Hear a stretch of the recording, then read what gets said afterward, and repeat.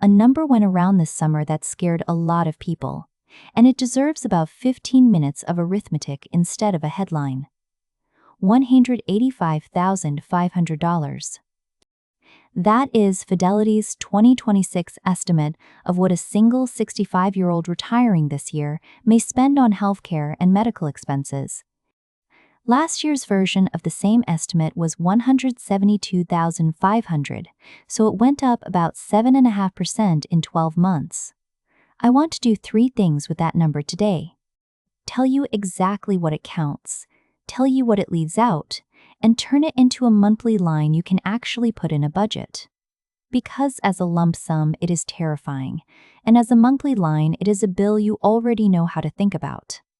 I am Susan, and this is the Retirement Lab. Let me start with the single most common misunderstanding, because it causes real anxiety, and it is simply wrong. That number is not what you need in the bank on the day you retire. It is a total spent across the whole rest of your life. If you retire at 65 and live to 90, that is a 25-year span. The money leaves your hands the way every other bill does, a little at a time, out of income. So here is the first piece of arithmetic, and I will be clear that this part is mine, not Fidelity's. $185,500 spread across 25 years is about $7,420 a year. That is roughly $618 a month for one person. For a married couple where both are 65, you are looking at roughly $371,000 across both lives, or about $1,236 a month between the two of you. Sit with that for a second, because it changes the shape of the problem. $618 a month is a real number, it is a serious number, and it is not an emergency. It is a line item. It sits next to your property tax and your insurance and your groceries. And unlike a lump sum, a monthly line is something you can plan against with income. Now let me tell you what is inside that number, because the composition is the useful part, and almost nobody reports it. Fidelity breaks the estimate into 3 pieces.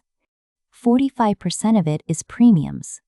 That is what you pay every month for Medicare Part B and for Part D, your drug coverage. Those are automatic, predictable, and they mostly come straight out of your Social Security check before you see it. 48% is cost sharing. That means deductibles, co-payments, and co-insurance.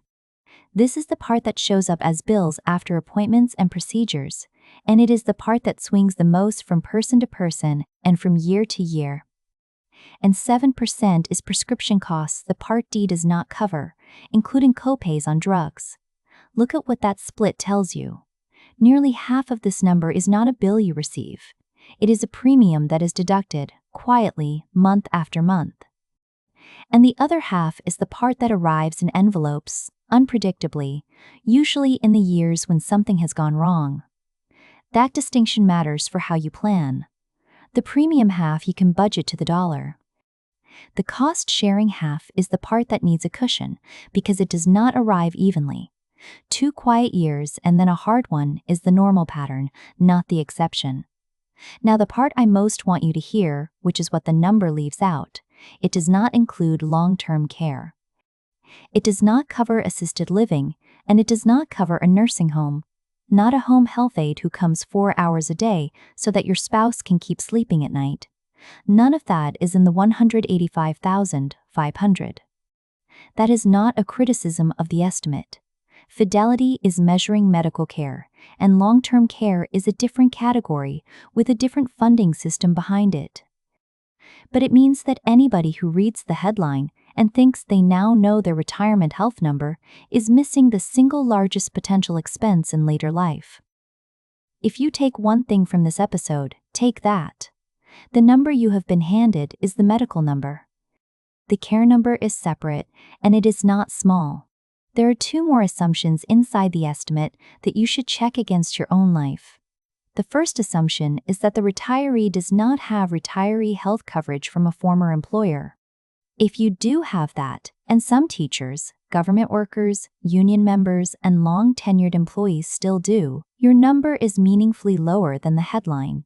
Do not use the national estimate when you have a plan document that tells you the actual answer. The second assumption is that the person is on traditional Medicare. If you are in a Medicare Advantage plan, your cost structure is different.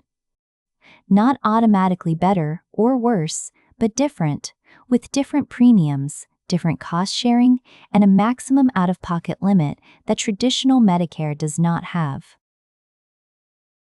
That is worth knowing when you compare your situation to a headline. So let me put the whole thing into a shape you can use in 4 steps. Step 1. Translate it into your own monthly line before you do anything else. Take the estimate, divide it by the number of years you expect to be retired, and divide again by 12. If you expect a long retirement, your monthly line is smaller and your total is bigger. If you retire at 70, both numbers move. That 5 minutes of division does more for your peace of mind than any amount of reading. Step 2. Separate the predictable half from the unpredictable half. The premiums are a bill.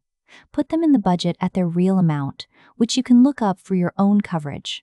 The cost sharing is not a bill, it is a risk. That part belongs in a cushion, not in a monthly line, and if you have a health savings account, this is exactly what it was built for. Step 3. Price long-term care separately, on purpose. Not today necessarily, but on a date you write down. Look at what care actually costs where you live, because it varies enormously by state and by type of care. Ask your family what the plan would be if one of you needed help with daily activities for 2 years. That conversation is unpleasant for about 10 minutes, and then it is just information. Step 4. Revisit it every fall. Medicare's open enrollment window runs each autumn, and the plan that was right for you last year may not be right this year because your drugs change and the plans change too.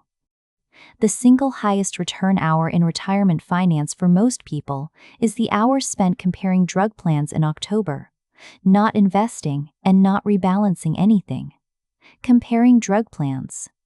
One more thing about that 7.5% increase, because a jump like that in a single year is not random.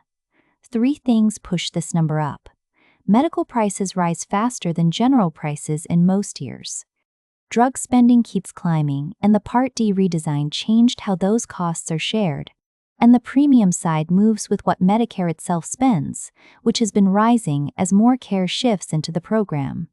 What that means for planning is simple and slightly uncomfortable. If you are building a retirement budget with a 2 or 3% inflation assumption across the board, the health line is probably going to outrun it. You do not need to model it precisely. You just need to know that this particular line grows faster than the others, and to revisit it rather than setting it once at 65 and forgetting about it for a decade. Now let me answer the question. I know some of you are asking, which is whether the number is even believable. It is an estimate, built on assumptions, and estimates like this get criticized every year for being either too high or too low. My honest read is that it is a reasonable central figure, and that the number you should care about is not the national average anyway. It is yours, and yours depends on 4 things: your health, your state, your coverage type, and how long you live. What the estimate is genuinely good for is scale. It tells you that healthcare in retirement is not a rounding error, that it belongs in the plan as its own line, and that it grows faster than general inflation. 7.5% in 1 year is faster than most people's income rose. Let me put one household on it, because that is what this channel does. A couple, both 65 this year, both retiring, both on traditional Medicare, no retiree coverage from work. Using the estimate, their combined lifetime medical number is roughly $371,000, or about $1,236 a month across 2 people for 25 years. Now look at where that money comes from in a real household. Their Social Security is $2,800 a month combined. Their Part B and Part D premiums come out of that before it arrives, which is the 45% piece, so a meaningful share of the health number is already being paid by a check they never touch. What is left is the cost-sharing half, roughly $600 a month on average between them, and again, it will not arrive as $600 a month. It will be 100 in a good month and 4,000 in a bad quarter. So their actual planning job is not to find $371,000. It is to make sure the premium deduction is accounted for in the monthly budget, and to hold a cushion big enough that a bad quarter does not force them to sell something at the wrong time. When you say it that way, it is a manageable problem. When you say $185,500 per person, it sounds like a wall. Both statements are true, only one of them is useful. A quick word on health savings accounts, since it comes up every time. If you are still working and you have a high deductible plan with an HSA, that account is the most tax-efficient way to pre-fund exactly this expense, and money in it can be used for Medicare premiums later, though not for a supplement policy. Once you enroll in Medicare, you can no longer contribute. So, the window closes when you sign up, which makes the years before Medicare the ones that matter. I am not telling you what to do with your money, I am telling you where the window is. Let me close with the reframe I keep coming back to. A big number tells you almost nothing. A big number divided by time and then split into predictable and unpredictable tells you what to do on Monday. $185,500 becomes $618 a month. $618 a month becomes $200 in premiums. You can look up and about, $340 in risk you can cushion. And the thing that is genuinely missing from all of it, long-term care, gets its own conversation on its own date, instead of hiding inside a headline that was never measuring it. Everything here comes from Fidelity's published 2026 estimate and the reporting around it, and your own number depends on your health, your state, and your coverage. I am not a financial advisor, and none of this is advice for your situation.